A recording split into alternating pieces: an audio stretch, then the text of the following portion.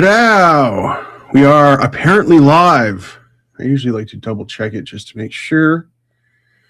We're a little bit early. How are you guys doing? Hope everybody's having a sufficient day.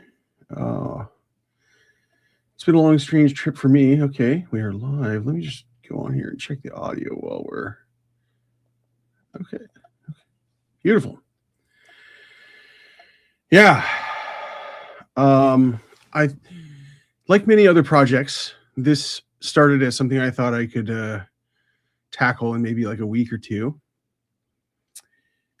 And the reason why I'm focused on Mindhunter specifically has to do with my interest in the Israel Keyes case, which has been the subject of this stream for the last, I don't know, 6 weeks or something like that. Oh, thank you. Ben Tanya, I think that's how we're pronouncing that. Always good to have validation. I always fear that I'm just going to be like talking into nothingness and that my audio is bad. But so the connection between Mindhunter and the Israel Keyes case is that at a point in speaking to the FBI agents that were interviewing Keyes, he told them that it was essentially like his favorite book. But the actual, I couldn't find like any sort of extended audio of him talking to the agents about Mindhunter. And I should also back up here a little bit. So you get so deep in the weeds that you think like everybody is following along with you, but you might not know what Mindhunter is. And the thing that's fascinating about Keyes' affinity for this book is that Mindhunter is a autobiographical account by a guy named John Douglas, who we'll explore in depth in this stream. Yes. It has definitely taken a left turn since I started covering Keyes. So, and Douglas is one of the original FBI profilers.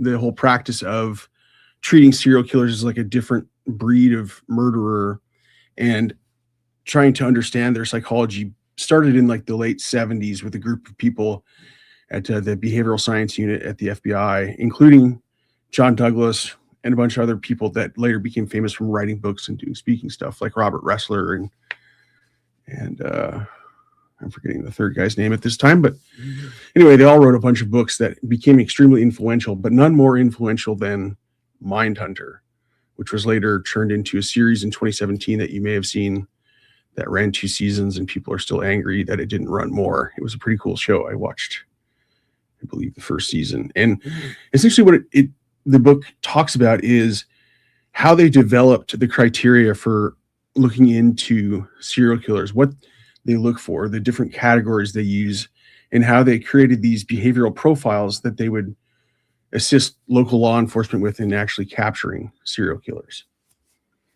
So the fact that Israel Keyes, this like most modern of serial killers, I think in a sense, like maybe like the last real serial killer of the old school golden age variety of serial killer, that he thought that this was his favorite book is pretty significant. So I think the best source for this that impacted me the most was Maureen Callahan's book, American Predator, which is about Israel Keyes. And just over halfway through the book, there's a fascinating excerpt that I'll read to you now that covers Keyes' affinity for Mindhunter and what he got out of it, how he saw it, and in his own words describing the effect that Mindhunter had on him. The other thing that Keyes mentioned that I don't know that he gets into in this excerpt that we're going to read is that he wasn't like a real big book reader. So the fact that he even liked a book is sort of significant, but that he identified so deeply with Mindhunter is, well, the basis for the original question that started me out on this whole adventure, which is just why, like, what is it about that book that connected with him? And is there something buried in the book that I wasn't aware of? Because I had read it before, because it's also connected to the John Benet Ramsey case. It's connected to a lot of cases because it's one of the best true crime selling books of all time. But Hopefully this layout works great for you guys, but I've got it bookmarked here to the beginning of the section. And there's about a page before we really get into the Mindhunter stuff that's just going to sort of set up where the case is at this point. If you don't know, Keyes was a serial killer that killed at least a handful of people, including one up here in Alaska, a young woman named Samantha Koenig, who was a coffee barista. And his signature or modus operandi is pretty unique and very strange. He's just a totally unique among serial killers. So this first little bit, we'll set up the context of where the case was. Liz Oberlander and her team had spent 2 days dismantling the shed Samantha had spent her last moments in, searching for evidence of blood, hair, here we go, fingerprints, fibers. Despite the near month her corpse had been left inside and then later made up, hair French braided, underarm shaved, photographed for ransom, subject to necrophilia before being dismembered, still they found nothing. Adding a little context here, the Keyes sent a ransom photo of Samantha Koenig to her father and the police asking for money. And in the photo, she was made up to look like she was alive, but she was actually dead. Same with his pickup truck. The magnitude was sobering. The few interviews Keyes gave seemed at first hubristic. Most of the case agents thought Israel Keyes had to be, to some degree, exaggerating, no more. So what she's picking up on here is the fact that Keyes left virtually no physical evidence in the shed that he killed this woman in or in his truck, which he transported her in. The Bureau's top criminal profilers were at a loss. The only thing they could tell the team was that Keyes, was one of the most terrifying subjects they had ever encountered. There's no precedent for a serial killer with this MO. No victim type, no fixed location for hunting, killing, and burying. Putting thousands of miles between himself and his victims, caches buried all over the United States. He avoided detection through travel. Travel. They thought about how onerous travel itself could be, booking flights, clearing post 9/11 security and searches, hoping a flight isn't delayed or canceled, doing the paperwork involved in renting a car, and then relying only on paper maps, no Garmin satellite or Google, checking into a hotel or setting up a campsite, filing for hunting and fishing license, to say nothing of successfully finding a victim or victims while trying to retrieve some cash buried months or years ago, the locations only in his head, then expertly disposing of his victims' remains and leaving no evidence behind. The sheer efficiency in time management Keyes displayed was staggering. So adding a little bit more context here, Keyes didn't use digital devices. He would take the batteries out of cell phones and stuff like that to try to leave no digital footprint. And the subheading of Callahan's book is something like the most meticulous serial killer, which we had a discussion about last week with Parker from Crime Cult. And I think it's maybe a little bit more complicated than that, but he certainly did have some pretty unique tactics. And the time period here is about 2012. So breaking apart his cell phone and removing the battery was something the team hadn't seen before either. For Cat Nelson, those dark spots in his history, the hours that his phone gave off no signal, would be a tell. That's when Keyes was doing something. Then there was the driving, the ability to stay awake without the aid of drugs, just his Americano coffees and soaring adrenaline, moving through 5 states in as many days. Until Samantha, Keyes had left no digital trail, no cell phone or credit card activity. Until Samantha, he swore he'd never killed in his own backyard. Decades of mayhem, geographical boundaries unknown. If an Israel Keyes existed, someone even more diabolical would follow. They needed to understand the forces that built Israel Keyes, the first sui generis serial killer of the 21st century, just meaning totally unique. Some agents like Steve Payne stuck to traditional investigative methods. The interviews Ganaway was conducting with Heidi, searching through financial records, computers, date books, and other journals, interrogations with Keyes himself. For other agents, Jeff Bell, Jolene Godin, and now Ted Holla and Colleen Sanders, 2 FBI special agents who were starting to research Keyes down in Washington State. The few serial killers referenced The few serial killers Keyes referenced were a source of fascination, and they hoped insight. These agents began reading and watching every book, film, or TV show Keyes had consumed, building little libraries in their respective field offices and comparing notes. So now we're going to start hitting on the books in question by the profilers.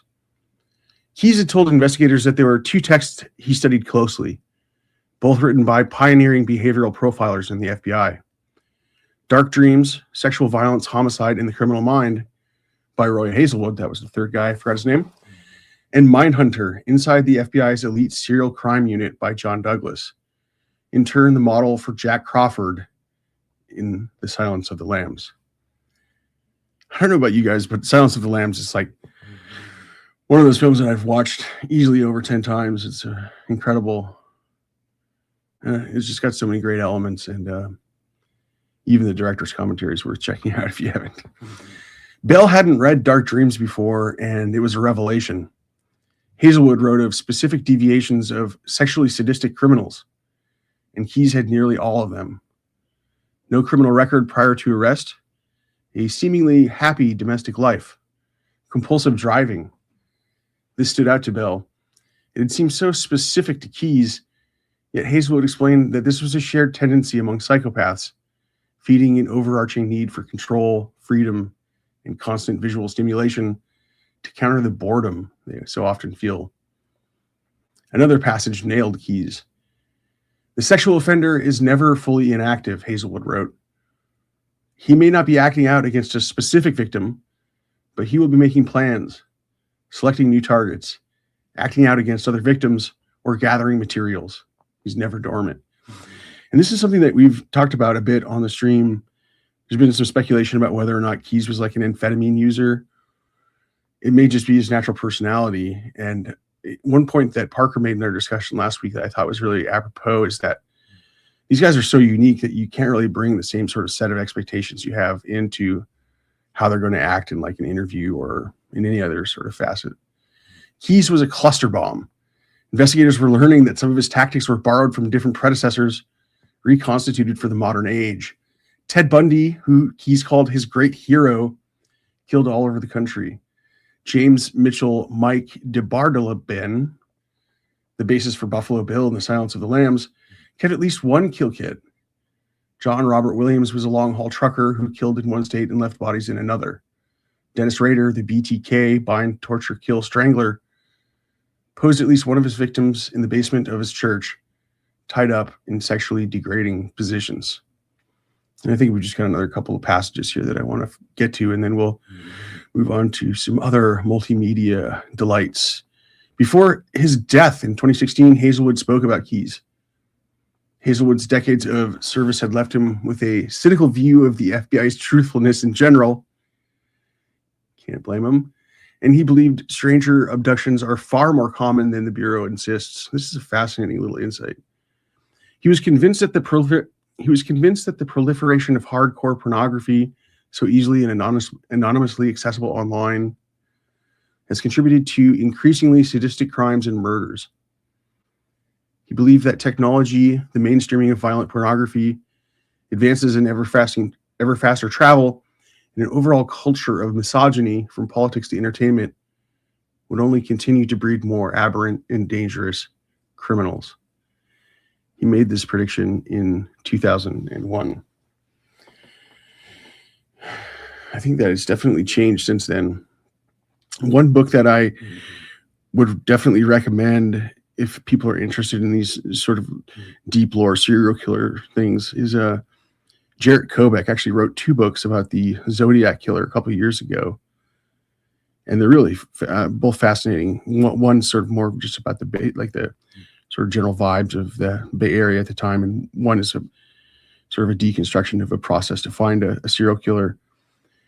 But he talks about how, like, nowadays the sort of time element of the serial killer has been sped up towards like all mass murderers now, people that kill all in one shot, a bunch of people, versus back then it was spread out for whatever reason. It's just really fascinating insight. Excuse me. Keyes, Hazelwood agreed, was among the top criminally organized minds he'd ever encountered. If you don't know about the whole organized, unorganized thing, one of the major criteria that FBI uses for serial killer classification. But Keyes should not be mistaken as lacking emotion. Far from it, Hazelwood said. Psychopathic sadists, as Keyes, have pushed their emotions down so deep, only extreme acts evoke any feeling whatsoever. It's why their crimes, horrific even in the beginning, must escalate, typically from the torture of small animals to rapes and murders, increasingly elaborate in planning and realization. Palpable gratification only comes through multiple victims and greater suffering. This is the last passage here. Not all psychopaths are serial killers, but all serial killers are psychopaths. The latter, lust-driven serial murderers, share a common denominator: how they think. For example, Keyes had once considered becoming a police officer. And when asked why, Keyes said, "What better way to hunt for victims? A police officer pulls you over on the side of the road late at night."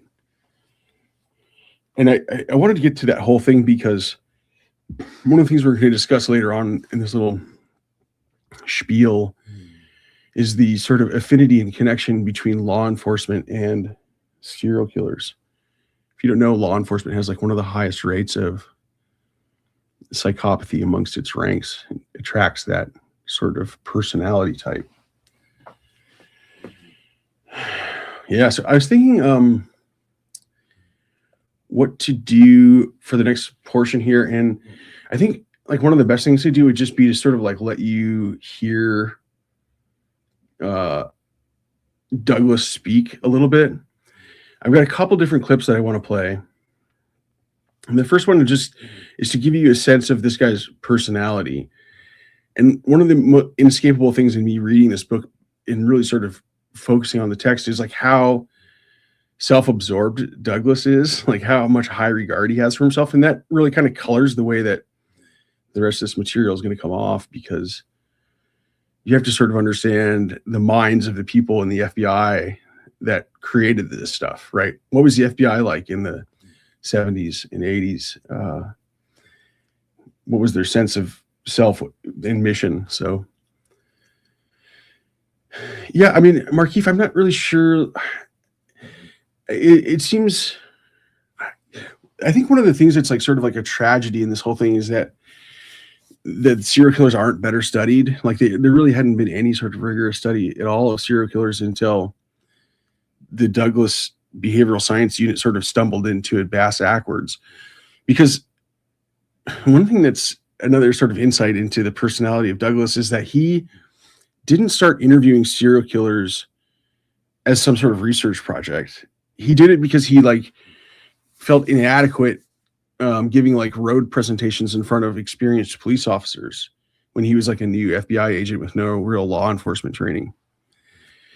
So basically all of the data that we have up close and personal with these guys, serial killers, comes through the filter of the FBI. And the FBI is a black box, right? Garbage in, garbage out. You don't really know all the details of their process. But I would say it's a pretty decent assumption. I've cited another really interesting paper in some of my earlier videos called Hungry Like the Wolf. I think you may remember, other people have talked about it too, in the context of the Adelson family in the killing of Dan Markell, the law professor from Florida State, because that whole family was like really creepy. And that paper talks about the language that psychopaths use. And so these people from Cornell have done studies about like trying to detect psychopathy in murderers through like the language they use. And what they found was that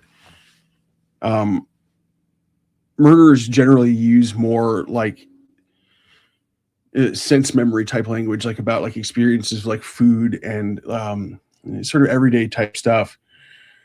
Whereas non-psychopathic murderers, and there are non-psychopathic murderers, I'd say actually most murderers are, just sort of like a crime of passion, and actually have the lowest recidivism rate, although there's a lot of hanky stuff in that data. But,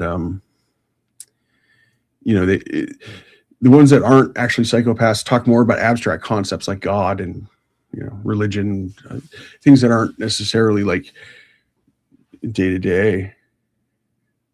Douglas was a brick agent. What are you talking about? I'm not sure what brick agent means. Before he got into the behavioral profile thing, he had been a SWAT team sniper, and he had been an agent in some sort of field office for like a couple of years. But that was his impression. That's what he thought. He talks about that, so it's not like I'm interpreting that. So let's watch a little clip. I want to show you just like a minute or two of this interview that John Douglas did on like a very small podcast, and I was like sort of just enamored with it because it's so demonstrative of his personality. Like he goes on this like random podcast where like one of the guys' mics isn't working, and he just starts totally taking over the conversation. So let's just watch a little bit of this first part of it. I thought this was just pretty funny, and it does a good job of like summing up what my words are going to be. It'll take me a long time to try to get to the same sort of level of detail about who this guy is. We've identified him. So very young in my career, they say, "Hey, John, can you do this? Tell us where he is." I said, "Well, I'll have to get his material." So I go up to headquarters. They provide me all the material, but I don't do it there. The air is too thin in FBI headquarters there. So anyway, I would go down to Quantico, back to Quantico, go up in the library and assess everything. And like with Franklin, I was able to pinpoint the area where he would be in the United States, the city he would be going to. In fact, when I did it with him, I went out to all the offices that Joseph Paul Franklin will be going to Mobile, Alabama. That's where he was a success as a bank robber early in his career. He impregnated a 14-year-old girl, had a baby. And so now that he's in his fugitive status, his common turf. Does audio sound like it's clipping to anybody else? It kind of sounds clippy to me. It doesn't. I just wanted to show you a little bit of this because it's just such a crazy, weird thing. I sort of was doing something else, listening to it in the background, and just sort of becoming hypnotized because this guy talks for like 90% of this conversation. Like, it's just wild. And it's sort of how he is. Like, I'm just kind of like scrubbing through it so you can see like how he sort of like sucks all the air out of the room, but then there's another really fun clip where, tad low. The audio, it wasn't exactly important. It's more just like the general impression of the guy with the, the class ring and the, just he's sort of a vain guy. Okay, I'll pump it up for this next one because I got another really cool clip, which is much more substantial, where we have Douglas and another woman, Ann Burgess, who is the person that really like did all of the actual heavy lifting in terms of coming up with the model that they used to interview serial killers. Like once she heard that Douglas was doing this, she was like, "Oh my God, we have to get funding and do a study because this is like such a unique opportunity." So, but anyway, we also see a clip of the show Mindhunter from 2017 that dramatizes their meeting. So let's play this. Psychologists using these terms themselves. And that's where we met. I think you met. They're talking about how they met. And so this is the scene that shows that process. So I think we have a clip from the actual Mindhunter show from, it looks like the third episode, in which sort of depicts the first time that you were sort of together discussing this. Do we have that? Can we show that? When you sent me your notes from the Kemper meetings, I was in a real rut with my new book. What's your book about? It's about white-collar criminals, men not so different to your Edmund Kemper. How do you think the men you study are similar to Edmund Kemper? Well, first of all, they're all psychopaths. I study captains of industry. IBM, MGM, Ford, Exxon, you name it. And sure, these men all have wives, kids, dogs, goldfish, but not because they stopped being psychopaths. But I just want to kind of keep, yeah. I just wanted to make sure that I stop it every once in a while because this is a film. I don't want to get the stream taken down. But essentially, what's fascinating to me about is like the meta nature of the fact that she's talking about how there's common traits between like high achieving executives that are psychopaths. Psychopaths make up something like 4% of the population, considering the estimates that you'll see, and the inclination of serial killers. But they're just sort of, she'll explain more, but they're just sort of have different sort of inclinations. They just had different leanings. But you think they have the same underlying personality traits? Well, Kemper shows a total lack of remorse, a lack of inner emotional structure, no ability to reflect on the experience of others. You saw this in my notes? It would have been clearer if you'd recorded and transcribed your interviews verbatim, but yeah. Although your project is obviously in nascent stages, it already feels like a clear successor to The Mask of Sanity, which, as you know, is quite a compliment. Can you repeat that, the mask? So you're saying you don't think us interviewing these killers is crazy? Just the opposite. I mean, crazy in the way that anyone with a truly new idea is crazy, but no. Wow. Okay. That's a relief. That hasn't really been the feedback we've gotten so far.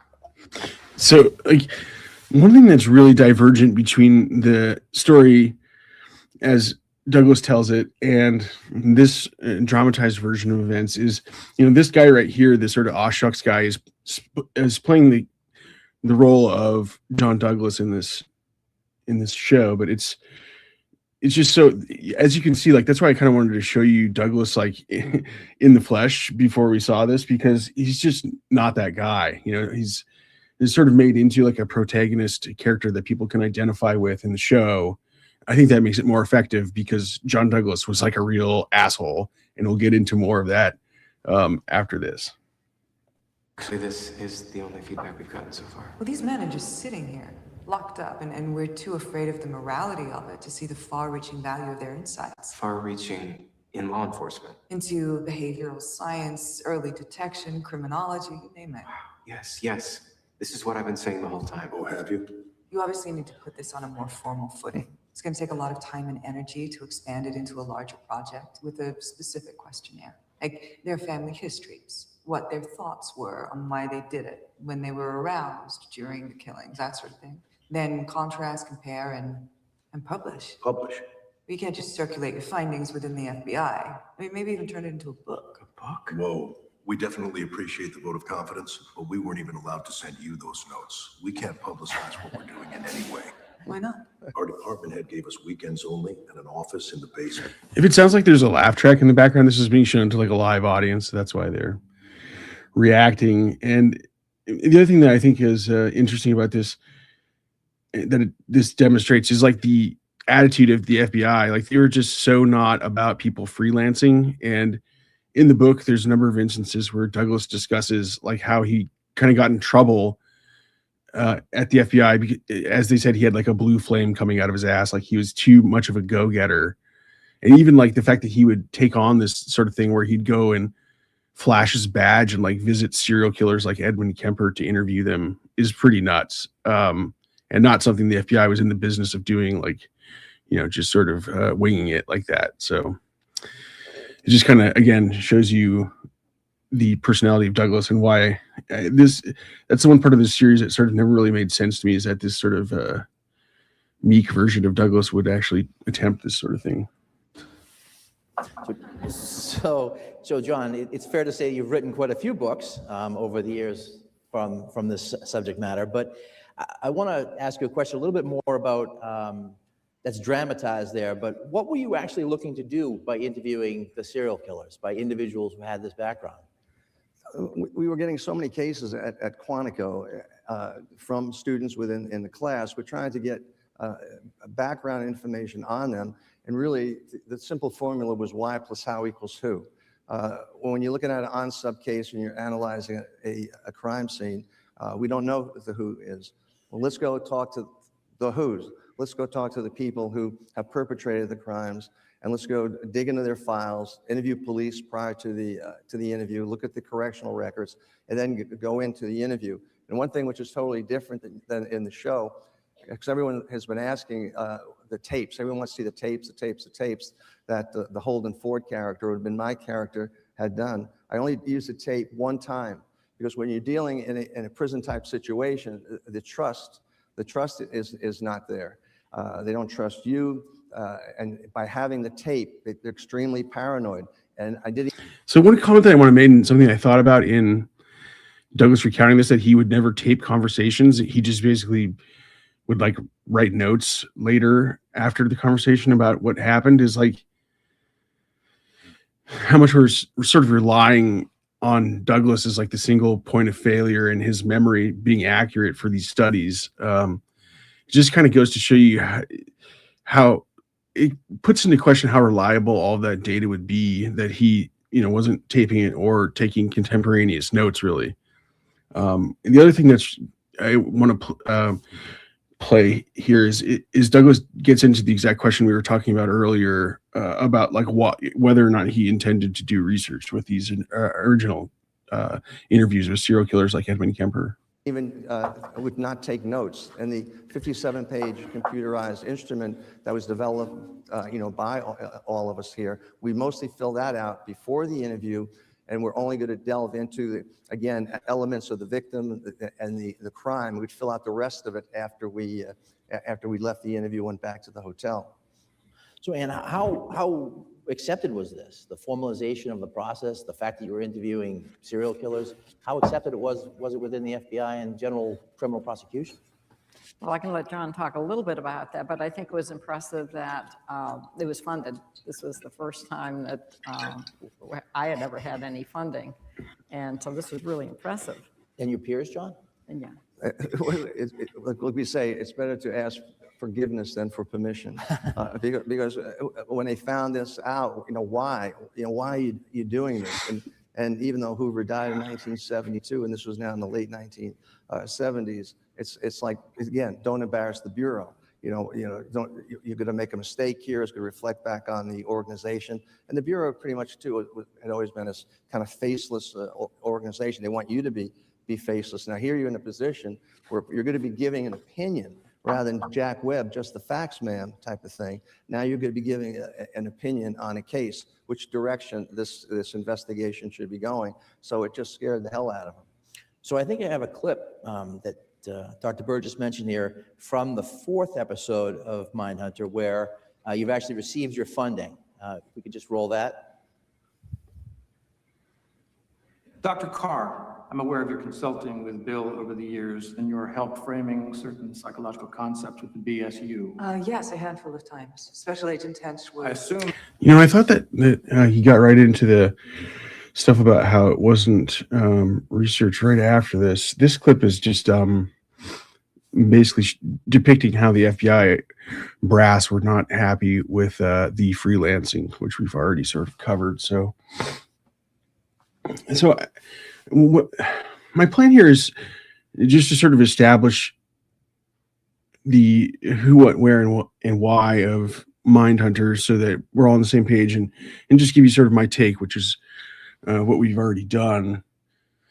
And yeah, it really is sort of unique in that, in the one sense, like I don't want to put too much blame on him because there really wasn't like a rubric for it. But I mean, at the same time, the fact that he was even undertaking that sort of thing just kind of goes to show you how sort of self-centered this guy was. And then when he did actually get into the study that was just funded to the tune of like millions of taxpayer dollars, he can't change his spots. John Douglas, he's just always kind of going to be the same guy where it's all about him, and maybe I'll kind of let the cat out of the bag here, in that one of the things that I really concluded is in reading Mindhunter, and it really took me like a couple weeks to get through this book because I kept picking up stuff where I'd have to go, he'd talk about like the Atlanta child murders, and I'd have to go do some reading on that, or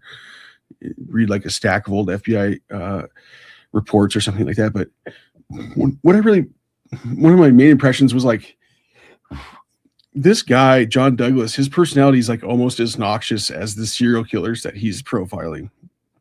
Like he's just has all these hallmark characteristics. And that's what we're going to talk about in this next part, is we're going to profile the profiler, because I think it's really fascinating. It's just an inevitable question you have, like, who would even want to sort of hang around with serial killers and like get into their minds? One of the things that Douglas keeps returning to is how he has to sort of enter the mind of the serial killer to interpret what he sees in the crime scene. And so in that sense, you can see like how there has to be some sort of linkage there. They have to, the personality of Douglas can't be that far removed from that of the people that he's profiling if he can empathize with them to such a degree. And it's really sort of almost a contradiction in terms, because the psychopath essentially has made like an evolutionary bargain or trade-off where like they can't really understand the perceptions of other people. They don't have much of a theory of mind about how other people will react. They're so self-centered, but at the same time, the benefit for them is that they don't care. It doesn't matter what other people are feeling, and that's why they make sometimes great executives, at least in this society we're living in. So the same sort of things can apply to Douglas, of course, and it's just remarkable how, in reading the book, he talks a lot about himself. It's almost like an autobiography with like this whole sidelight of him doing the profiling, and even like his background that we were touched on earlier, like the fact that he was the sniper in the SWAT team, made me think of people like Chris Kyle, the guy that got into the lawsuit with Jesse Ventura, and how he claimed that he was shooting people from the top of whatever the stadium is in New Orleans during Hurricane Katrina, and just sort of told all these whoppers. It resonated, that personality type, because you can see that John Douglas is like a BSer. And there's a couple really, I'm just trying to think of where to pivot here, because I don't know if, are you guys into like the reading stuff? Because one of the things I was thinking about for the stream is I've been watching another streamer who reads excerpts of stuff, and she's like so good at sort of talking about the material that she's reading and adding context. And I really enjoy books, but I'm just not really, I don't trust my own instincts on that, because I know, YouTube and video is sort of like the dominant thing. But I've got a really interesting article. Maybe what I'll do is just sort of put the article on screen and just sort of discuss my impressions of it and how I found it. So let's do that here. So one of the reasons why this whole thing really interested me is I began working for the public defender in around 2008, and as a paralegal. And one of the first big cases that I investigated involved this guy who had been convicted of a double murder here in Juneau back in the early 80s. And he was like a low functioning guy, and the case is a total mess where a couple in their 60s was stabbed to death in their apartment downtown, and everybody was kind of drunk, and it was just a whole scene. But this guy still proclaims that he's been innocent, and he got sent to prison based on what was known then as hair microscopy evidence. Because Alaska didn't have a crime lab back in the 80s, the FBI stepped in during trial and became the expert witnesses. Since the 80s and 90s, when this sort of hair and fiber evidence was very prevalent and very effective in courts, it's been discredited. There's an internal whistleblower. There's a whole history there. I spent years digging into this kind of stuff because it's fascinating, but there are tens of thousands of cases compromised. And this hair and fiber lab grew up during the same period of time that profiling came about. But the linkage with the Mindhunter book and John Douglas is even stronger than that, in that many of the cases that he talks about in this book were solved with hair and fiber evidence. Like I mentioned, the Atlanta child killer case earlier. I don't know how many people are familiar with that. It's something I've kind of wanted to make a video on for a while, but it's a very involved case where a number of kids were getting murdered in Atlanta. And it was the case that sort of really broke profiling.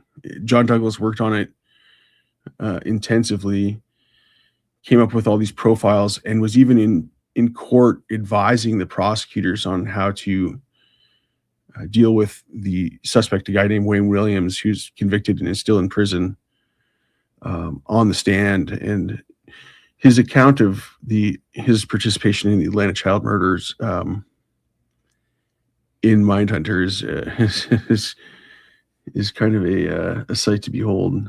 So anyway, I got clued into this really early on, and one of the things that actually really clued me in is there's a New Yorker article by Malcolm Gladwell. It came out in 2007 called Dangerous Minds. It's a very long article, so I don't think I want to get into reading too much of it. But it's a really gripping read because it recounts the entire sort of history of profiling. And the way that he puts it is, it's basically like cold reading. If you've ever seen, what's the guy that was just on Joe Rogan, the mentalist guy, or John Edwards, where he talked to like dead relatives or stuff like that. There's lots of different applications for cold reading, but it's like where somebody who's like a huckster will sort of ask leading or wishy-washy questions to somebody to get information out of them, and then sort of tell them something that they've gleaned from this back and forth. And so that's the comparison that Gladwell ultimately makes, is that profiling is kind of like a parlor trick. And I'll put a link to this in the chat. I've got a cached version of it because the New Yorker is paywalled, which is annoying. So if you just want to read it without getting hassled, there's the link. But I definitely recommend it for further reading if you guys are interested in this. There was a passage that I bookmarked here, but I just don't want to get into dwelling on this too much because I think my point has been made. And the other thing that comes across in terms of Douglas's personality in the book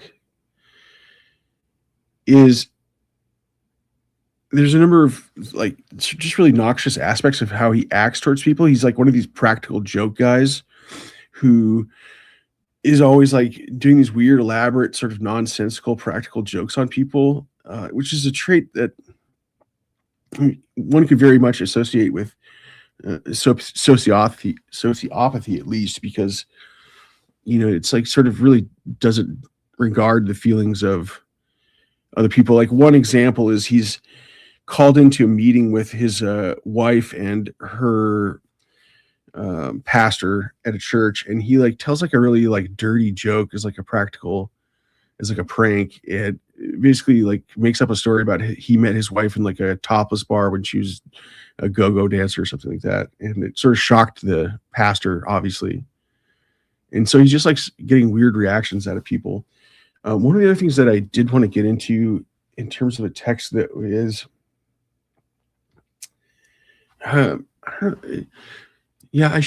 we should go over the hair and fiber stuff, because what's really interesting is as I was reading Mindhunter, one of the sidelights I went down was that within the book, he talks about how easy it is for like hair and fiber contamination to happen. And I think maybe if we just read just a couple quick excerpts, it might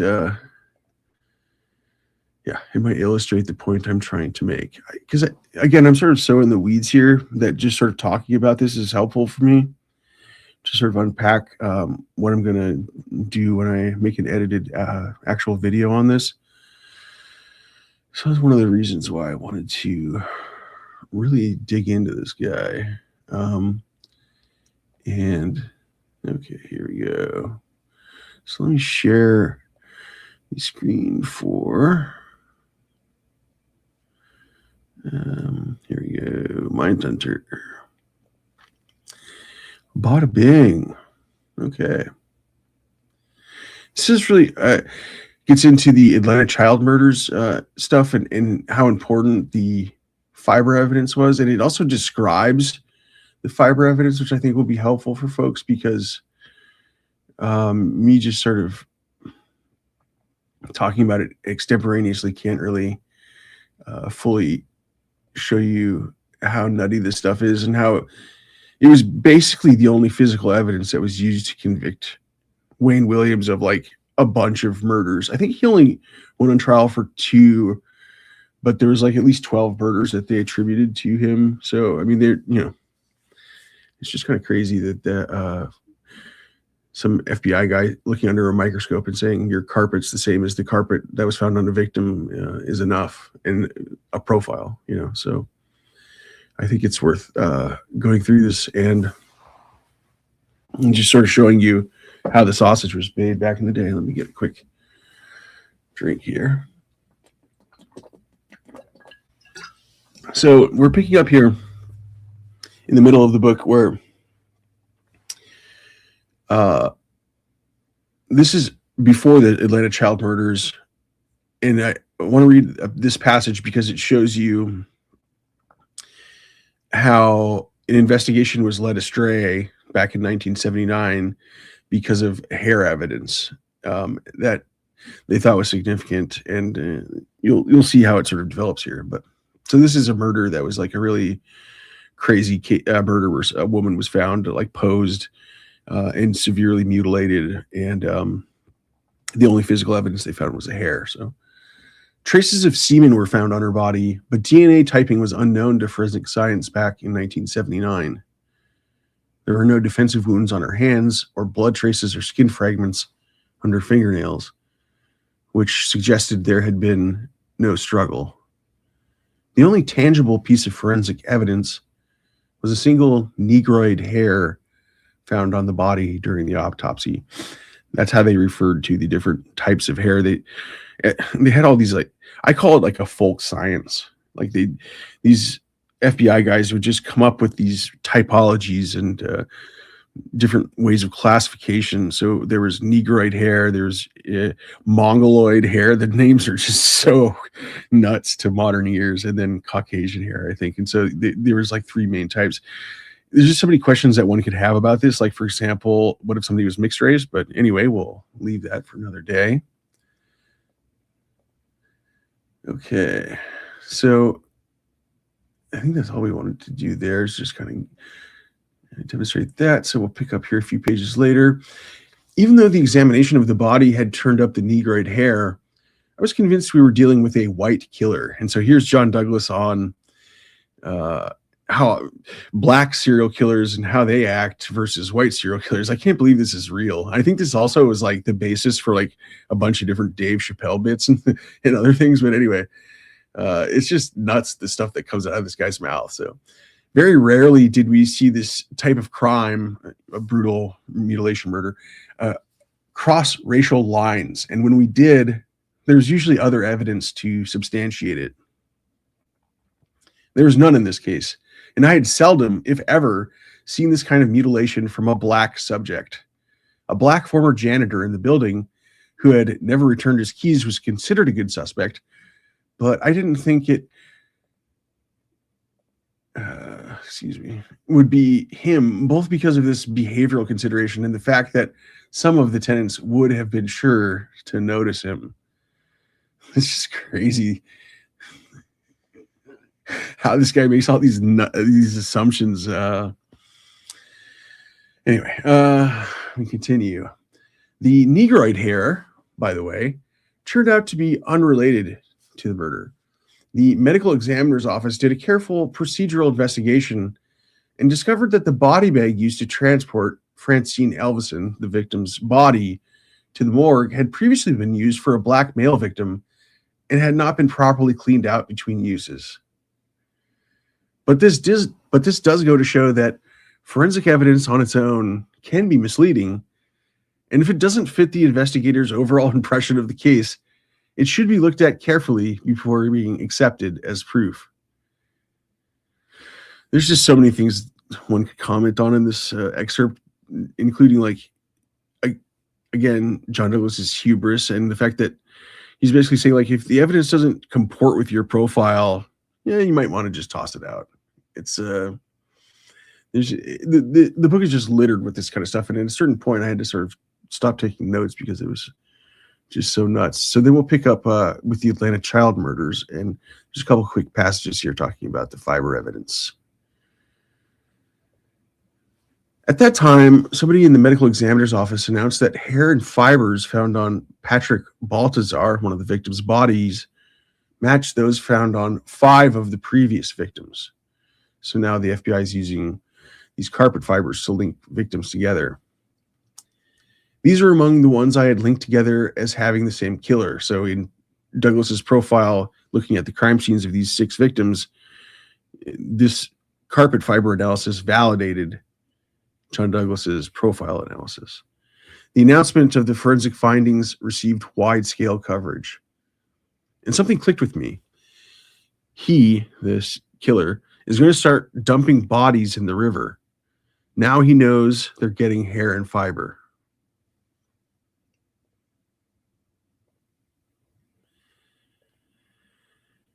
So now he's talking about the warrant that was obtained to search the eventual convicted murderer Wayne Williams' home. That warrant was obtained on June 3rd. Despite Williams having washed out the car, police found hair and fiber linking him with about 12 of the murders, the exact ones I had profiled as being done by the same killer. The evidence was compelling. Not only did they get fibers linking the bodies to Williams' room and the house and the car, Larry Peterson of the Georgia State Crime Lab matched fibers from clothing some of the victims had worn on occasions prior to their disappearance. In other words, there is a connection to Williams before some of the murders. So they're saying that in outfits the victims had worn before they were murdered, they found those. So apparently the theory is that Wayne Williams had these people in his home or car before they were ultimately murdered.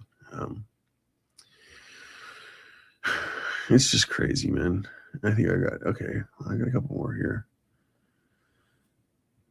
So this is, I think, interesting to go into because he talks about, we're talking now about Wayne Williams' trial and John Douglas's account of how much he helped. And this was like one of the first major criminal cases, murders, where there was profiling evidence used at all, and especially used in the warrant application. So this is sort of behavioral profiling's debut on the grand stage of the high-profile murder. So here, I just thought this was really worth going over because it recounts, like, in Douglas's own words, how important this fiber evidence and his profile was. And then after we read these few passages, I'll give you my theory on what this actually could have been doing, the reasons why they sort of had to resort to this sort of chicanery. Much of the prosecution's case rested on about 700 pieces of hair and fiber evidence, meticulously analyzed by Larry Peterson and Special Agent Hal Dedman, an expert from the FBI lab in Washington. Okay. During the prosecution's case, Hal Dedman and Larry Peterson had done a masterful job with the hair and fiber evidence, but it was extremely complex stuff, and by its very nature, not a very theatrical presentation. All about how this carpet fiber twists in this direction and that carpet fiber twists in another direction. Ultimately, they matched fibers from all 12 victims to Williams' violet and green bedspread, connected most of them to the carpet in Williams' bedroom, about half of the carpet in the living room, the same number to his 1970 Chevrolet, and in all but one case were able to make a connection to hair from the defendant's German Shepherd, Sheba. It's just amazing how they're able to really nail this guy on all counts with the hair. You know, it works every time. It's just kind of miraculous if you think about it in statistical terms. Okay, there we go. Okay. In her statement to the jury, Williams' attorney, Mary Welcome, held up a thimble and asked them, "Are you going to let a thimble full of evidence convict this man?" And there's so many passages in this book that just blew me away. This is one of them where, you know, in the defense attorney's closing argument, she makes this point about how reliable is this fiber evidence? And the way that the FBI and John Douglas react to it is frankly thuggish, and they should have been charged criminally for what they did here. Are you going to let a thimbleful of evidence convict this man, Wayne Williams? She held up a piece of green carpet from her office, saying how common it was. How can you convict a man because he has green carpet? So that day, some other agents and I went to her law firm. We walked in, went into her office while she wasn't there, and pulled up some carpet fibers. We brought them back and had the experts put them under the microscope and gave the evidence to the prosecution, demonstrating that the fibers from her carpet were completely different from the fibers in the carpet in the Williams home. So they conduct their own freelance experiment here, one that doesn't show anything because it's a one-to-one comparison, no statistical significance, but they barge into this woman's place of business and take carpet fibers. It's just sort of insane. I mean, again, goes to demonstrate the hubris of Douglas and his unit. On February 27th, 1982, after 11 hours of deliberation, the jury returned a guilty verdict in both murders. Wayne B. Williams was sentenced to 2 consecutive life terms, which she is serving in the Valdosta Correctional Institution in South Georgia. He still maintains his innocence, and the controversy surrounding Williams has never died down or gone away. If he does ever manage to win a new trial, I am confident the result will be the same. Okay, yeah, and that was it. I just got a couple highlights there. It's just sort of nuts. And, when you've spent a while down this rabbit hole, and again, I'm sure I read this book years ago because it was something that was in the Aether, in the John Bonet case, because the family had a copy of it in the house. I can't remember. It was laying out somewhere sort of conspicuously. So in that case, let's try to do the same sort of thing, read it and see how it might have related to the personalities of the Ramseys. But in reading it again in this sort of new light recently, and like really taking the time to go over the text, it's just sort of shocking. There's so many points in this thing where it's hard to believe. There's one other thing I want to show you guys while I'm thinking about it is,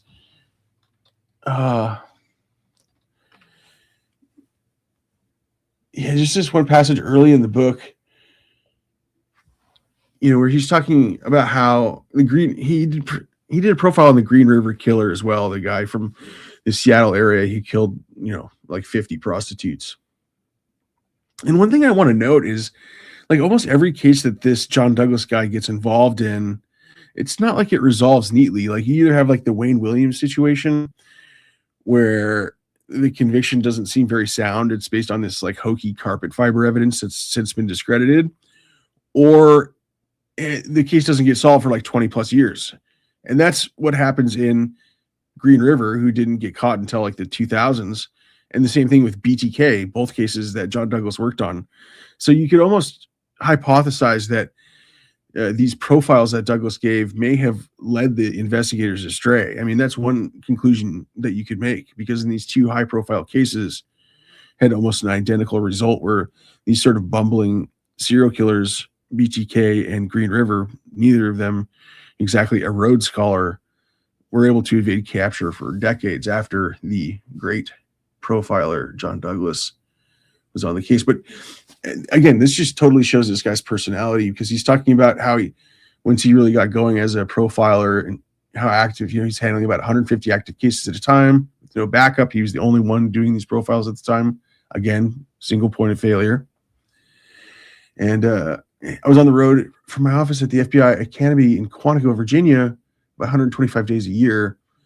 The pressure was tremendous from local cops, who themselves were under tremendous pressure to solve cases from the community and from the families of victims, for whom I always had enormous empathy, big empathy for the families of all of those prostitutes that got killed.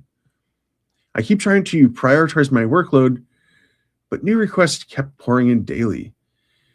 My associates at Quantico, his buddies at the FBI, often said I was like a male whore.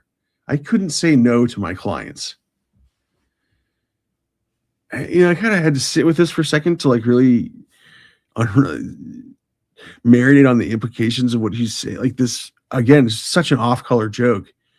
But he's just talking about working on all these prostitute murders. And then he's like, oh, yeah, I'm just like a prostitute. I have no agency. I can't decide anything for myself. I just do whatever people tell me to do.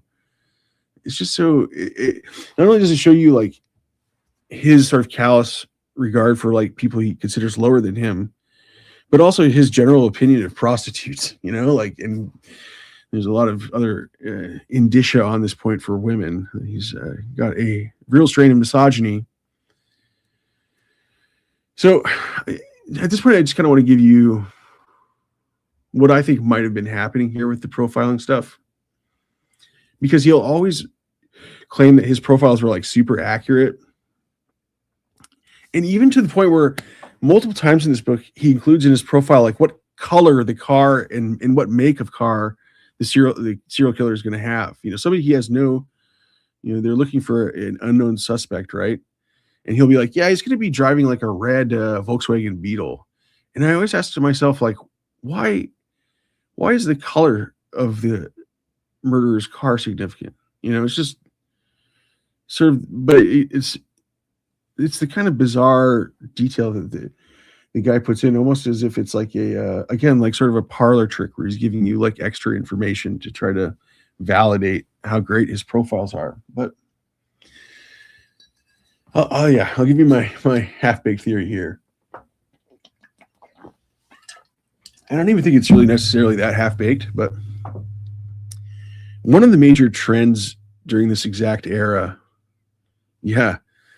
it's really such a crazy joke, Markeith, that I actually got the updated 2017 version of this ebook because I was like, he must have taken it out, especially because it was released in 2017, right during like the Me Too era. But no, it's still in there. It's like, holy shit, this guy is nuts. There's just so many things like that. Like, you want to think that your eyes are betraying you with something like this, but there's just so many things that came up like that eventually I sort of was like, yeah, I think this guy's a psychopath. I really do.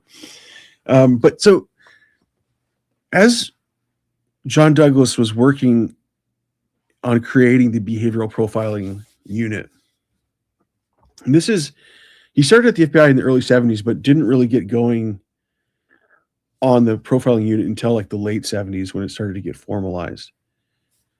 This exact period of time is when the murder clearance rate in the United States started to precipitously drop. And it's one of the things that I'm sort of most fascinated with true crime stuff. It doesn't get talked about enough. I've tried to talk about it a few times, but it's really centered around data, so it's not the sexiest topic. But there's a really great website called the Murder Accountability Project. Let me just pull it up right here. I think it's murderdata.org. And they track this data. Yeah, here we go. Murderdata.org. I'll pipe that into the chat in case anybody wants to check it out later, because there's also a great New Yorker story about this. There's always a great New Yorker story. Let me switch tabs to you here so I can show you what I am looking at. And what they eventually started out as is as a database to try to find uncaught serial killers. That's what the original purpose of this website was, Murder Accountability Project. Because this country's so weird about the way that it deals with data, but there's no centralized gathering from all the different states of all the murder data. And this guy who created the website, his name eludes me right now, but he is sort of like a journalist data hound.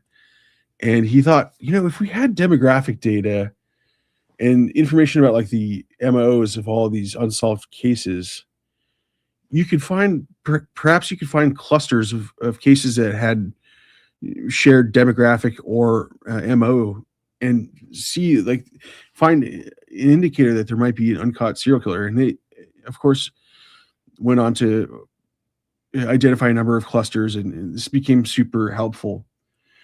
But along the way, like, this guy started noticing other trends in the data that he was gathering. And one of the big ones was that like in 1970 or so, and I'll bring up the graph here in a second, the clearance rate for murders was about 90%. So essentially 90% of murders got solved. The clearance rate and actually conviction rate, there's a little fuzziness there, but it's easier for them to track clearance rate. There's reports on the site that explain it if you want to get into it. But let me just click on the clearance rate tab here because there's a good graph.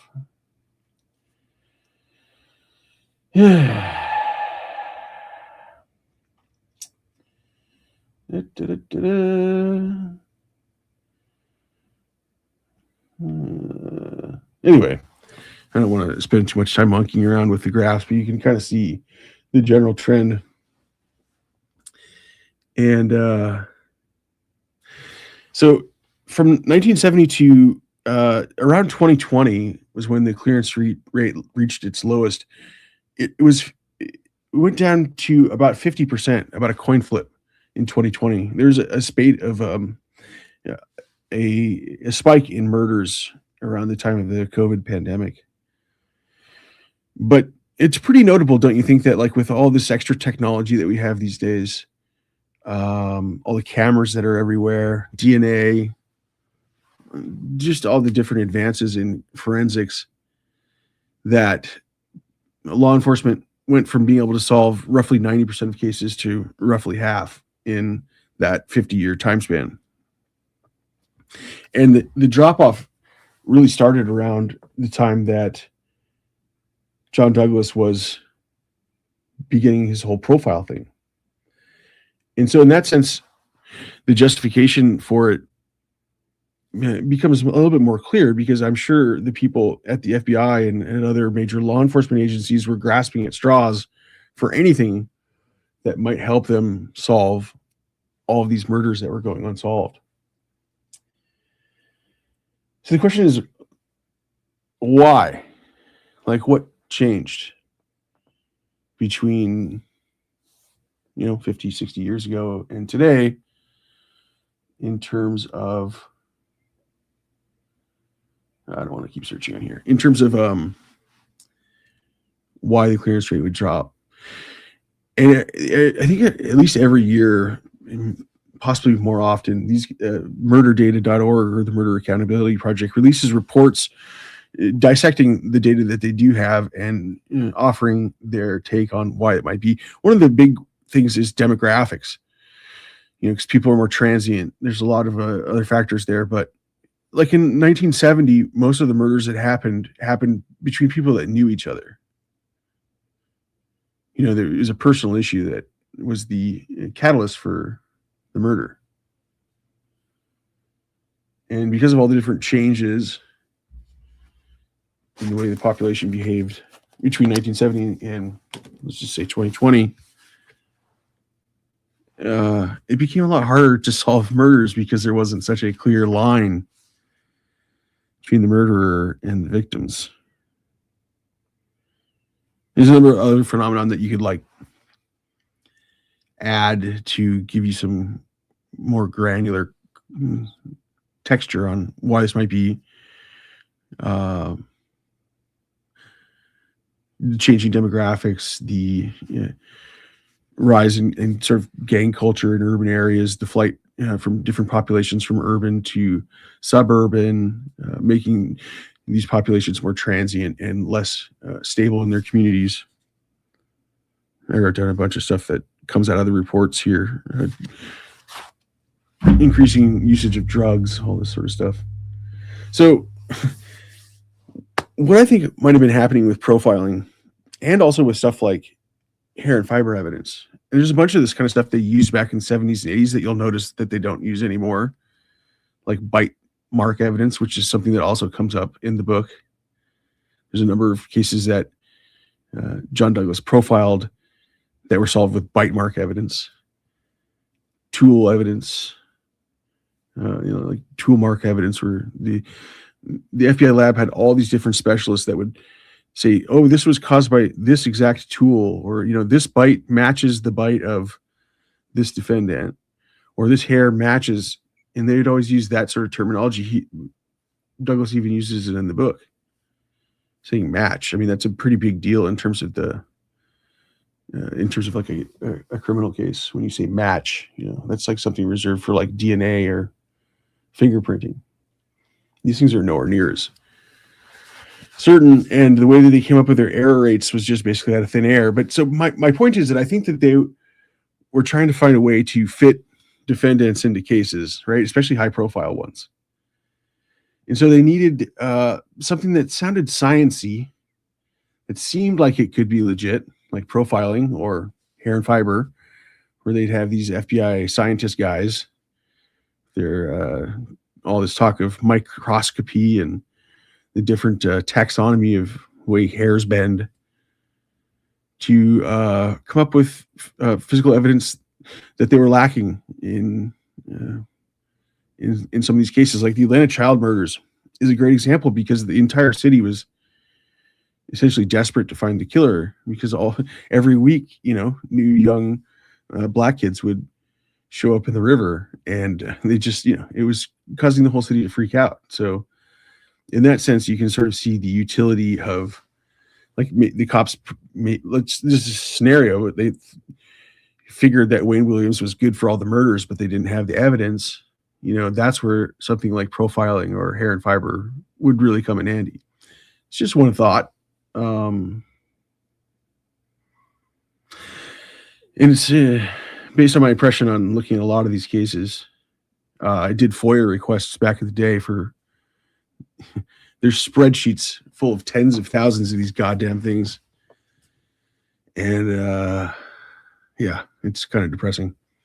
Anyway, that's sort of my theory there. And if you're interested in that, I recommend checking out Malcolm Gladwell's Dangerous Minds article, which I linked earlier in the chat. It's a really good primer on how silly profiling is.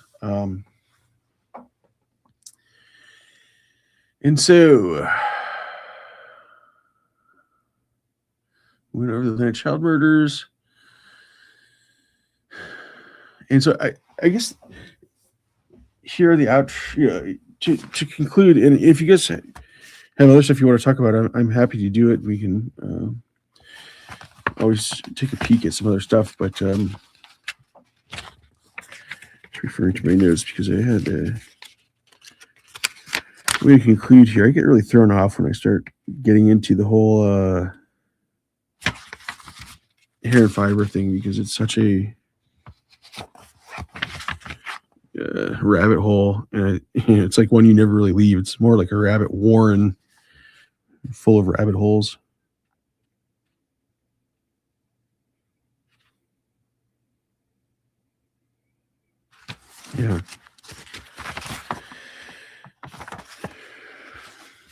Yeah, so I guess the part that I had outlined for my conclusion was pretty much what I've just gone over about clearance rates in Douglas. We've talked about how he has all these psychopathic traits. I don't want to harp on that. I think we've pretty well established that. I have so much other potpourri from reading the book. Here's my copy of Mindhunter. Let me get to a full screen here. I want to show you. This is so hilarious what I'm working with here. It's like battered. It was actually in a flood, and because I had it from years ago, and I, didn't want to actually order a copy. I guess I do have the ebooks, but like I like to interlineate my books, so like you can see all my like crazy. It looks like I'm a serial killer with this book, but I like to write on the page. Like I've just got notes on like every single page. It just kind of goes to show you the madness I've been going through. But I think it's helpful in sort of categorizing things for me, because I'm just sort of used to reading books. It's just I'm torn to like whether or not to like actually say it's like worth reading for somebody, because it is so nauseating, but it is kind of fascinating because this guy Douglas was in the middle of like so much stuff. There's a section in here where he talks, recounts his interview for the profiling with Edmund Kemper, fascinating serial killer, and he gets into the details of his crimes. Very vivid, by the way, like the way that Douglas describes the things in very gory detail. It's one of the comments you'll often see in people reviewing the book, is just how heavy it is. Yeah, that's it. It's a great way to sum it up, Markeith. It's really kind of sickening reading it. And like, one of the things that like really becomes agonizing if you like start getting into this sort of stuff is, you want to have some sort of sympathy for Wade Williams, the guy that's been in prison all these years, because it looks like he might have been stitched up. And I'm not the first person to say that. It won't be the last. It's a very common opinion amongst people who are familiar with the case. But then again, like, there's a pretty good probability that he did at least some of those murders, and it is, my thinking on the Atlanta cases is that it was always a number of different perps, but yeah, he talks, there's a section where he talks to Manson. It's just basically like a who's who of all of like the real weirdo serial killers.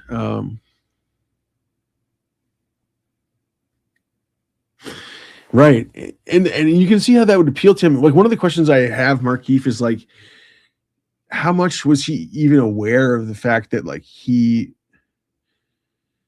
in the profiling thing might have been being used or as like a sort of pretextual, like he has this sort of personality where I can believe that his ego just sort of led him there. And who even knows how that all would have worked or shaken out. Like I think I mentioned this earlier, but there's like so many of these different forensics that developed during that era that I call folk sciences.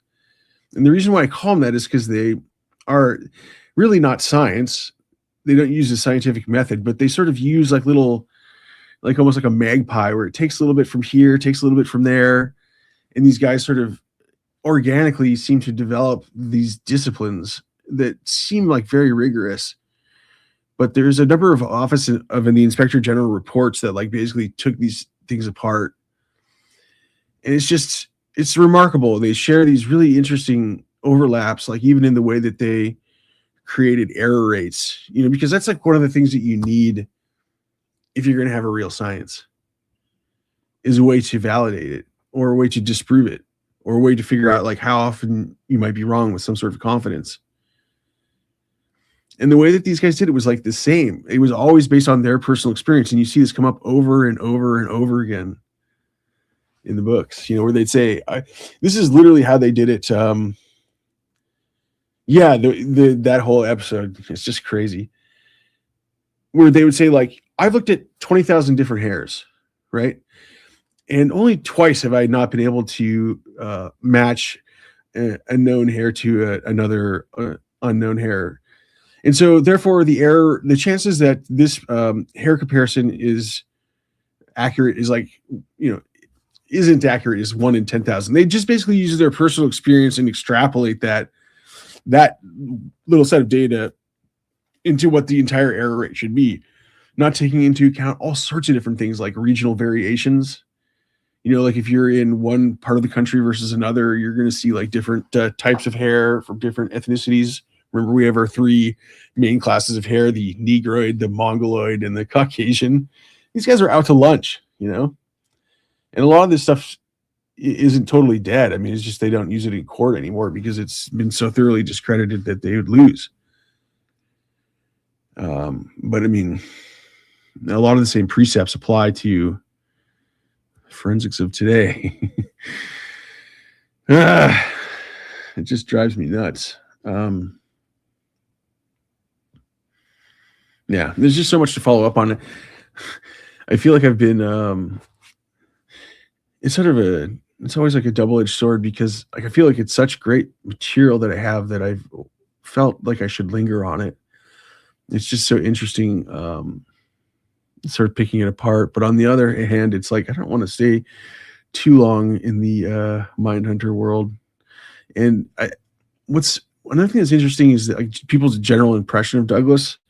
I think it's been hugely buoyed by the 2017 show. He's I think like the average person probably regards behavioral profiling as like a real thing and thinks that Douglas is like a very respected figure.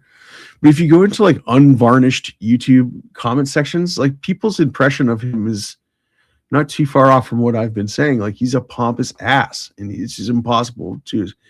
He just can't help himself by, like, over and over again in the book. He talks about like all these accolades he got. Goes into great detail. One time he gets like sick in Seattle and has like some sort of major illness, and after he is helped greatly by the staff at the hospital, he gives them a plaque, and it's like, who the fuck does that, you know? But he's just, you can tell that those sort of like awards or external validation just means a ton to him.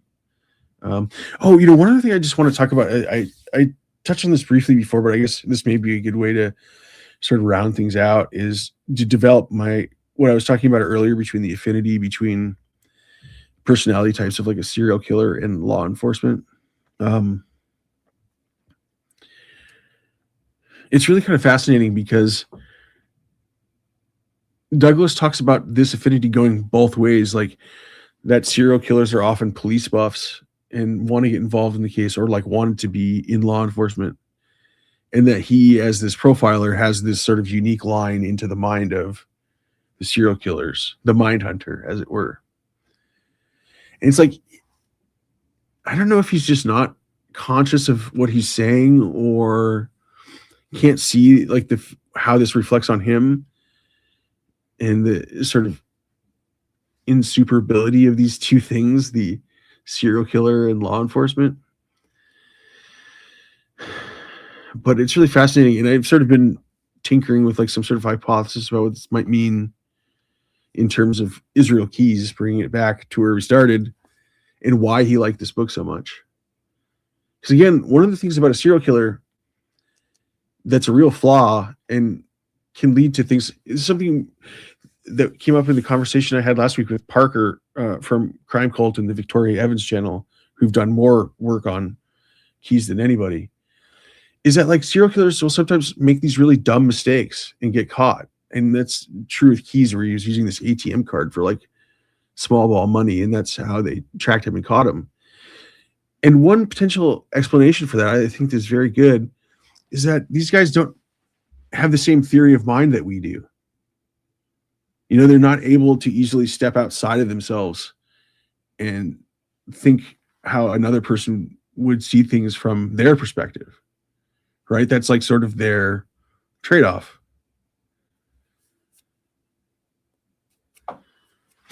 Marquise is mentioning, is his need to prove himself stronger than the authenticity of his intellectual curiosity to get it right? Yeah, that's a really great question. I mean, it's just something I don't know that I can answer that immediately, but it's something that I thought about like all the time, is like, what was going through this guy's head exactly, John Douglas, in terms of the way does he know how strangely he comes off? He must on some level, but then again, if he is who we think he is, he doesn't have much theory of mind, right? He's not able to externalize into thinking about how somebody else might consider things. So, you know, again, with that example of the serial killer, like maybe making stupid mistakes because he doesn't, you know, he just has some sort of dysfunction in the way he thinks others perceive him. And again, that's a stunning overlap to John Douglas, who just can't get out of his own way and is always doing these like really inappropriate things. It's almost like some version of the way that somebody on the spectrum would react, but it's very different. But they have that sort of shared strain of like not getting social cues or understanding how other people see them. But then the advantage on the other side of that is that they're able to totally disregard the feelings of others and what sort of pain or unfortunate circumstances they might be going through. In the case of a serial killer, that they're putting them through, right? And so this is what I was thinking about, that connection.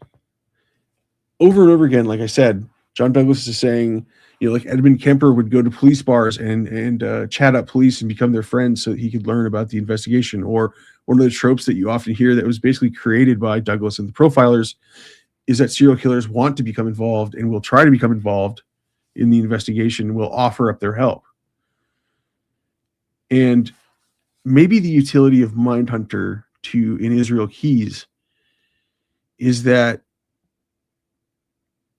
John Douglas is, let's just hypothesize and say that he is a psychopath, but he's not like on a scale from like 1 to 10, he's like a 7 or an 8. It's more of like a garden variety psychopath that we see all the time. Like 1 in 20 people in the US or in the world is a psychopath based on estimates that you'll see from experts. Yes. Yeah. I mean, it's just like, so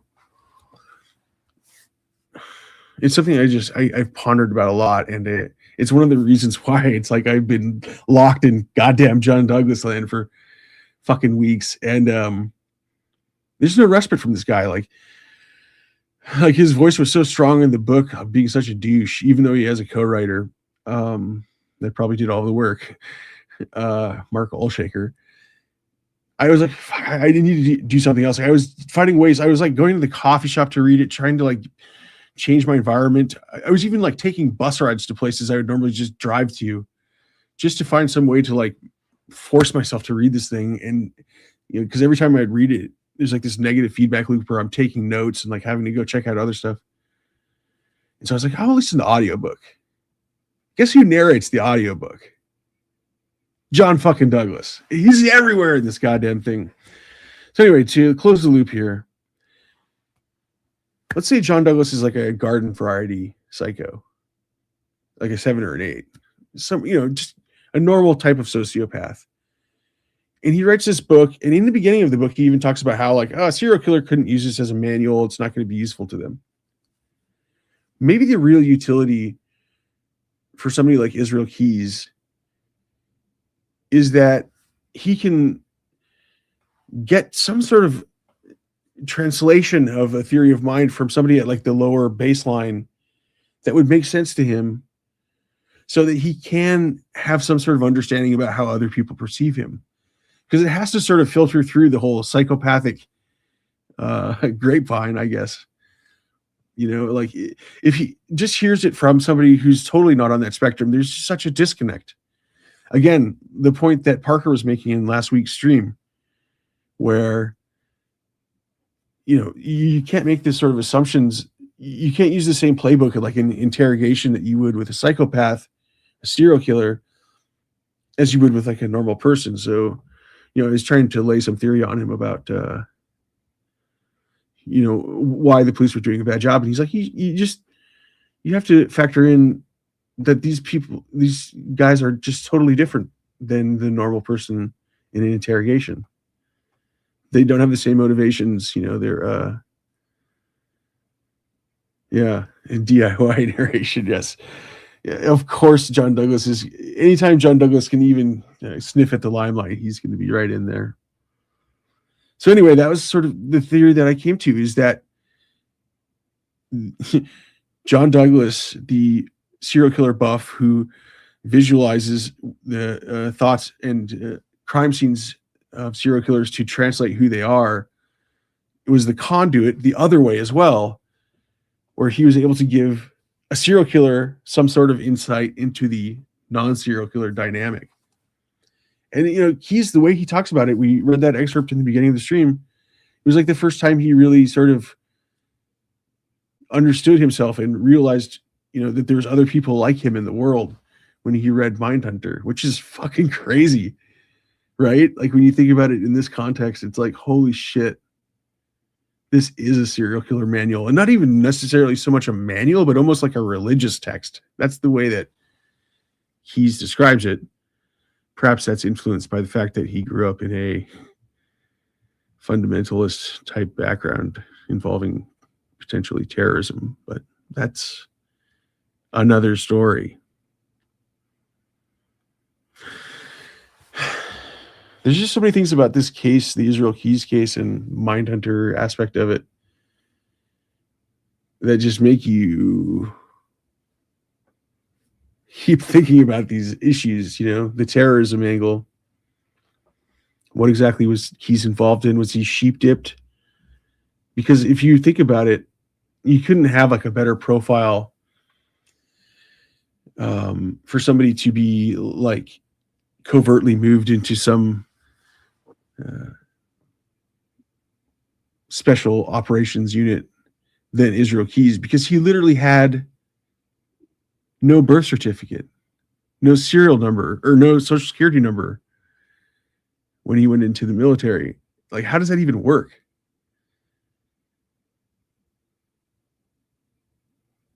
Oh yeah, that's another case that I really. There's like almost too many weird cases that are like coming to a head right now. But yeah, Rex Heuermann.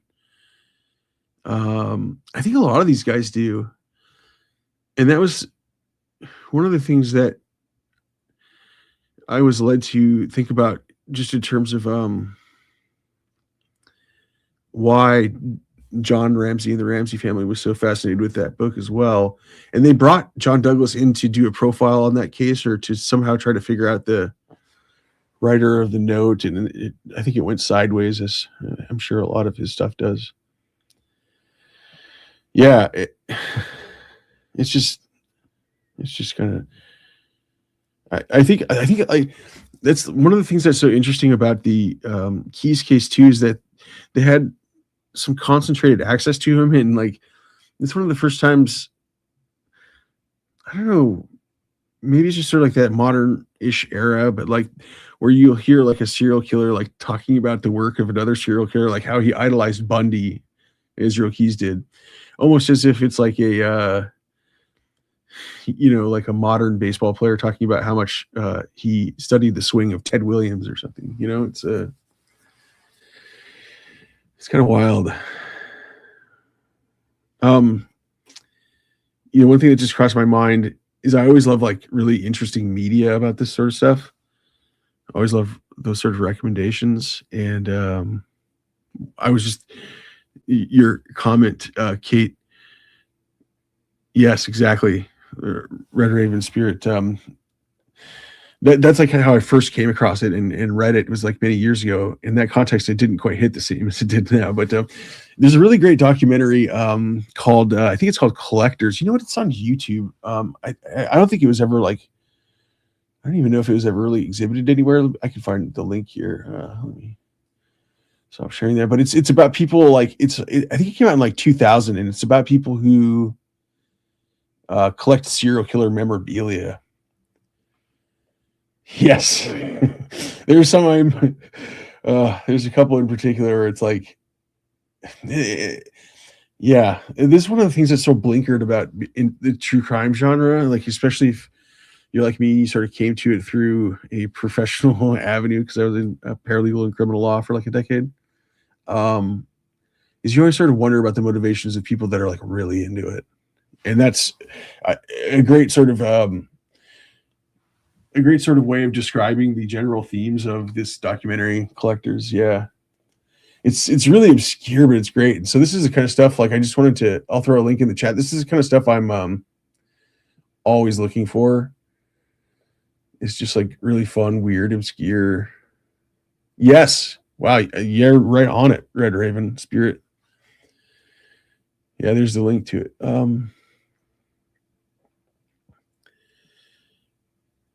Right. The more organized killers want to elude authorities, Kate. And that's, you might have even asked this question, I think last week, but like about serial killers, like wanting to get caught, or we were talking about it sort of organized versus disorganized, in that whether or not Keyes was meticulous. And it's interesting because I think that there's some criteria that Douglas describes in his book that it seems like it could have some weight to it. One of the things that I think he says that made a lot of sense to me is his definitions of what a signature is in serial killers and what a MO is, a modus operandi. And basically what he says is that the signature is static. It doesn't change. And it's like the thing that the serial killer is has a compulsion to do, like maybe they asphyxiate their victims. And so it's like something they do that like makes it so they're putting themselves in jeopardy by staying longer at the scene to do this thing that they're compelled to do. Maybe it's some sort of sexual thing or posing the body. But a modus operandi is more, it has the ability to change, like because, maybe in one case, like something they do to like get into the house, they almost get caught. And so the modus operandi is sort of dynamic. I have notes on that somewhere. So maybe if people are interested, I can shuffle around for those. But I just wanted to say, like, there's some stuff that he says that makes sense to me. But then some of the categories, like, I think there's some disorganized and organized is like maybe again, it seems like there could be some validity to it. But I think most serial killers are really like kind of both in some respects, or it's like a continuum. It's not like a binary, but yeah, this documentary is so crazy. Maybe we should even watch it next week or something, because it's just a really interesting look at the true crime obsessives in an era before it like really kind of took over, like in 2000, late 90s, early 2000s, and it really sort of profiles a sort of a connoisseur group of people that like buy artwork by and like John Wayne Gacy's stuff is featured in it. Sir Crimbley, bordering on hybristophilia. That's such a fascinating phenomenon too, Kate. And another one of those like weird things that I think about all the time is like what is like the evolutionary basis of hybristophilia. This is another really, God, this chat is like really, it's like, I think it's one of the reasons why I like doing these streams is because there's always really interesting and well-informed people in the discussions. It totally reminds me of that Sir Crimbley. I always think of Keith Raniere like ripping off of like a lot of different stuff from Scientology. And there's a good description in American Predator about how, Keyes would adapt some of his strategies based on what worked and didn't work for people like Bundy, So they definitely learn, and that's a great example of like something like an MO in the classification of John Douglas versus signature. Keith Raniere, he's a piece of work, man. No, hey, no problem. I can filter through it, no problem. Yeah, there's I'm such a recommender of different things, but there's some great interviews with Rick Allen Ross, the cult expert, anti-cult expert, where he talks about his experiences with Raniere that are fascinating because he was involved in like, I want to say over 10 years of litigation with Raniere based on like the silliest of premises. Like some person took somebody who was in one of NXIVM's intensive classes, like leaked a binder of information about what NXIVM did. Yeah, there's some definitely like some downsides to like some of the older deprogrammer guys. Him and who's the other one? Steven, the guy with the bite model. I think they're sort of outmoded. But it's just interesting hearing him talk about his interactions with Raniere, and I think that they're sort of the way they classify it. Has a lot of overlap with what we've just been talking about here with profiling. Where they aren't really sort of relying on any sort of systematic review, but him just talking about what he observed from Raniere's personality. Where he'd have like these arbitration meetings with Raniere, where Raniere would just like tell him his life story. And there's a couple other cult researchers that I think have like a more systematic approach, like Yanya Lalich has like a series of criteria that she uses for like charismatic leaders. And it's kind of amazing the amount of overlap. like the puffed up backstory with between like somebody like Keith Raniere and L. Ron Hubbard. You know, like they both have these like crazy claims they make about that are just like ludicrous on their face, and it's just so fascinating to think about like what sort of filtering these sort of things do. And I think there's probably a similar thing that goes on with serial killers as well, but where if like some, you know, the people that end up following Raniere or an L. Ron Hubbard are self-selected, right? Because they make all these sort of crazy claims, it filters out all of the rational people, I guess. You know, it's one way of looking at it. Yeah, maybe we should do a collector's stream because it's such a weird movie and not enough people have seen it. Like I always want to, anybody that's into true crime, like, have you seen Collectors? It's just so, it just has, it's it's almost like a, there's people that did like the one about the dog show, or like A Mighty Wind about the folk scene. Oh, John Atack. Yeah. He's a good researcher on Scientology. But the Collectors almost comes off as if it was like a mockumentary. Spinal Tap, those guys. Because it's just the personalities are just so florid, and the whole scene is just so strange, and it's just all the filmmakers get all this great footage of. There's like a couple owners of like a serial killer art gallery. Yeah, John Atack's a cool guy, and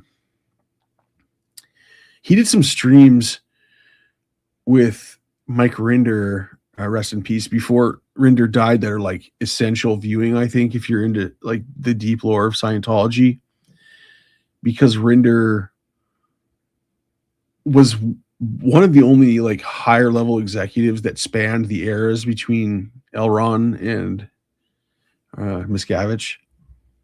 And, you know, it's just, Rinder was telling all these great stories about, you know, how he was out on the Apollo with L. Ron Hubbard in like the late 60s, early 70s, and how they kept getting chased out of countries. And yeah, that was really cool. So John Atack is definitely a great source, and sort of, I don't really know how he does on other platforms, but he should be getting way more viewers on YouTube because he's great. But I've been like ignoring Scientology because it's just got too weird. Yeah, I couldn't agree more. Red Raven Spirit. Yeah. And there's always like a weird aftermath of those things. Yeah, it actually might be like the way I could maybe add some value to it is just do a little bit of research on how everyone how things have shaken out since then, because now there's like all sorts of there's a whole sort of cottage industry and serial killer art and memorabilia, which is nuts to me. But so it's definitely worth checking out. It's the price we pay for living in a free-ish country. Yeah, it's a weird one. I mean, it definitely is for like a specific taste. Like if you're into these sort of morbid things, I think there's a good chance you'll enjoy it. Yeah, so I think it eventually coalesced into something resembling a point I was making, but that was really helpful for me, if nothing else, to sort of organize my thoughts, because I'm outlining a edited video about this subject right now. Yeah. If you look in like a year or so ago, I made some videos about Scientology. It was just like, I don't know, it is such a depressing, weird world. And I think it's one of those things that if you like spend too much time on it, it sort of rubs off on you. Like there's such a relentless inner focus in this ideology of Scientology, and that it's almost like a toxic ooze that L. Ron Hubbard created. That's still, yeah, it's just a really, I guess the good news is that there's really not that many. Yeah. And that is something that people often remark on, I guess, or you can think of a few different examples of some serial killers, like Kemper, John Wayne Gacy, who are like very gregarious and charming in a sense, in person. Yeah. And it's always like it's always people that are like at a low point, or yeah, God damn. I watched that documentary recently. Something about the Nickelodeon kids. It was something on set or something, but the point I was going to make, Sir Crumbly, is that like the people I feel the worst for are like second or third gen Scientologists. That's actually how I first got into it. Is in like around the same 2008 era, I was dating a girl who had grown up in Scientology, and so I was like, holy shit, this is nuts. Yeah, quiet on the set. Thanks for Keith. That's a good doc. I never really watched Nickelodeon when I was a kid, but it still was very affecting. I mean, you can't help but sort of know about that whole world from osmosis. Yeah, so I'm going to be working on trying to finish my video this week on Mindhunter, because I don't want to spend too much more time down that rabbit hole. So if you guys have any thoughts on like what to do for next week's stream, I'd like to avoid it if possible. Maybe, I mean, I'm not totally dead set against it, but maybe Collectors is a good idea. And yeah, the Quiet on the Set documentary is quite depressing because it deals with Hollywood abuse of kids in the entertainment industry. Yeah, there's a lot of really interesting overlaps between that and true crime subjects, or stuff like the people that sort of really started digging on it, that are involved in like child safety advocates for actors, ended up, I think, having some sort of role in like the Epstein case, uncovering some of that info. Anyway, all this stuff ends up sort of folding back in on itself. But yeah, so I guess one thing that I'm really thinking about is maybe doing a collector stream, but just maybe do something off the wall next week for a stream. So yeah, I'm gonna end it here. That was really helpful for me. I hope it was at least somewhat entertaining, and I think it'll make for a good actual video where I can be more coherent, and having had the benefit of this dress rehearsal really helps. So I appreciate all of your input, and yeah, I haven't really done actual video, produced videos on Keyes yet. I've just done some streams, but yeah, I have done some other true crime stuff like John Bonet and the Ailson trials of yeah. Anyway, but yeah, I appreciate that. I'm glad the algorithm sent you my way, and so yeah. So next week we'll be doing something weird, something fun, maybe the Collector's documentary about true crime memorabilia. And if you have any suggestions, I was going to say, yeah, Ricada, that's another weird rabbit hole. I end up kind of like getting waylaid into all these different weird rabbit holes. That's sort of been my pattern as I get super into like different outlier communities, I think is the best way to describe it. You know, cults, true crime.